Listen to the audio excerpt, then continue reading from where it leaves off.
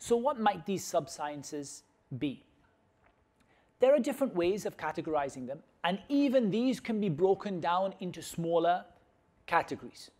So one that we've already spoken about is what I would broadly term Al-Quran wa ulumuh. Quran and the knowledge related to the Quran. You can break this down further into things that what we would call ulum al-Quran, the sciences of the Quran, how the Quran should be written and how the Quran, the history of how the Quran was recorded and how it was compiled and the different types of recitation and the different styles and things like that. And you can also have a separate topic and call it tafsir of the Quran. It's better to make tafsir a separate topic. So we could start with a topic and we'll call it the sciences of the Quran, and that is everything connected to the Quran except for tafsir. Except for tafsir. And the reason why I take tafsir out is such a big topic. When you put it in with everything else gets lost because it's such a big topic. So within the topic of ulum al-Quran, to talk about how the Quran was revealed, how the Quran was collected, and the different styles and ways of reciting the Quran and things like that, that would all be within the topic of the sciences of the Quran. Then we would talk about tafsir and all of the things that tafsir is. What is tafsir? Tafsir is a science which relates to understanding what Allah means by His speech, or what Allah wants you to take from His speech. That is the concept of tafsir. So far we've got two. We could divide it in other ways, but that will do for now. We'll put a third one in there. We'll put the topic of creed or belief or aqeedah, what you believe as a Muslim, what you believe about Allah, what you believe about the angels, what you believe about the last day, the things that you believe in as a Muslim. And that again could be divided into many subcategories, but for now we'll leave it as one big category. Then we go on and we can say, for example, the science of hadith. The science of hadith. So the science of hadith is that which relates to what the Prophet ﷺ said and what he did and what he approved of and his description. And then we can go on and we can talk about the science of fiqh. And by fiqh here, I mean the specific, like the technical meaning, not the general meaning of understanding, but the technical meaning. So fiqh deals with, I think it's interesting to think about it like this. It deals with the details. It deals with the details, the detailed rulings that are taken from Islamic texts. When I raise my hands, where should I raise my hands to in the prayer? Is it obligatory for me to say a certain thing, or is it a recommendation? What are the pillars of the prayer and the obligatory parts of the prayer and the voluntary parts of the prayer? This comes under the topic of fiqh. We can talk about the Arabic language, and we could divide the Arabic language up into subcategories. I would say if you're an Arabic speaker, you should divide Arabic up into an-nahu, was-sarf, wal-balagha, and all of the different subsciences of Arabic. If you're not an Arabic speaker, then your only concern at the moment with that topic is learning to speak Arabic, as opposed to the subsciences of it. And then, when we look at these sort of major categories, we see things that come along and support them. So tafsir has to be built upon something. You could ask the question, okay, I'm reading the tafsir of the Quran, but where did the tafsir of the Quran come from? And so we have a science which deals with the principles or the way that tafsir is done.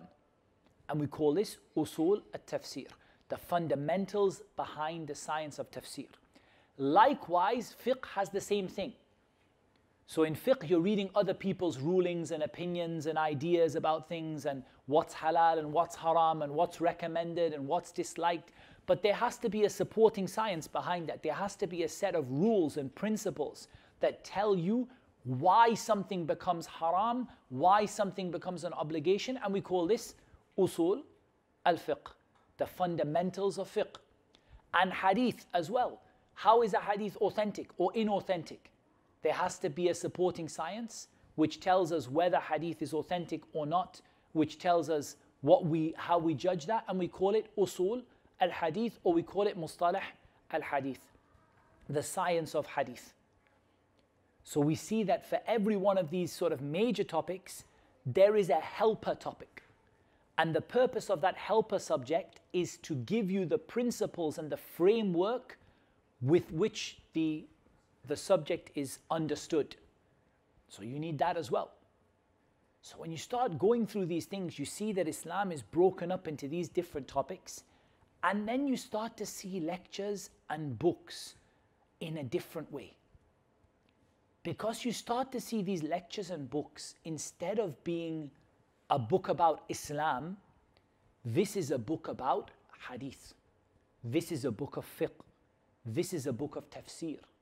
This is a book of aqeedah or creed or belief.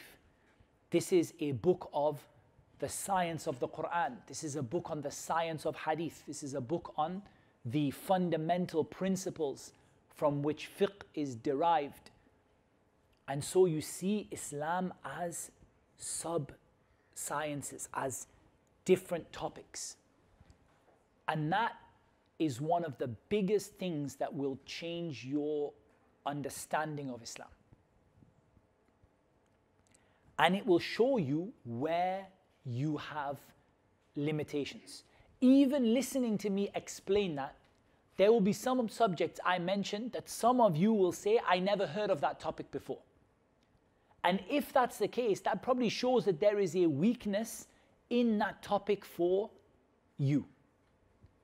Because, for example, when I said tafsir, most of you said, okay, yeah, tafsir, I know about that. Maybe when I said usul al-fiqh, the fundamentals of fiqh, quite a lot of people said, okay, what's that?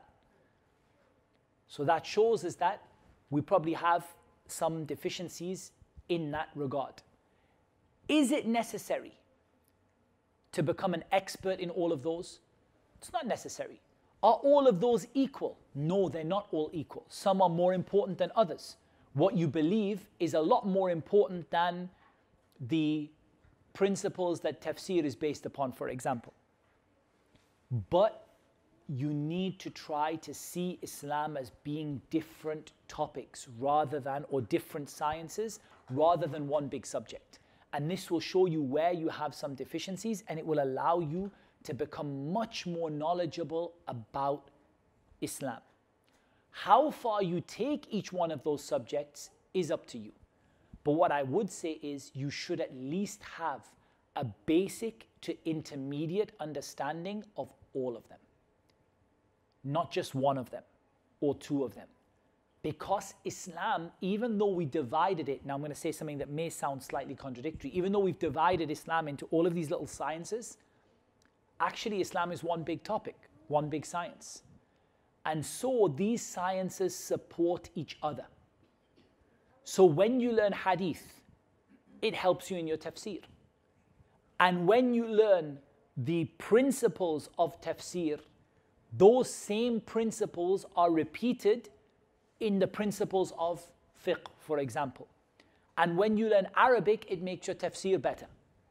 And it makes your understanding of hadith better.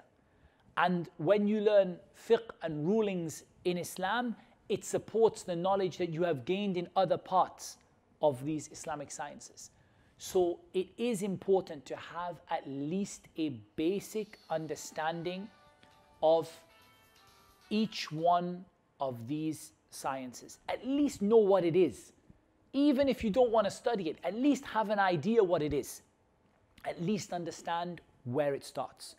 And this brings me to my second major point. My first one is don't see Islam as one big topic. See Islam as lots of smaller sciences.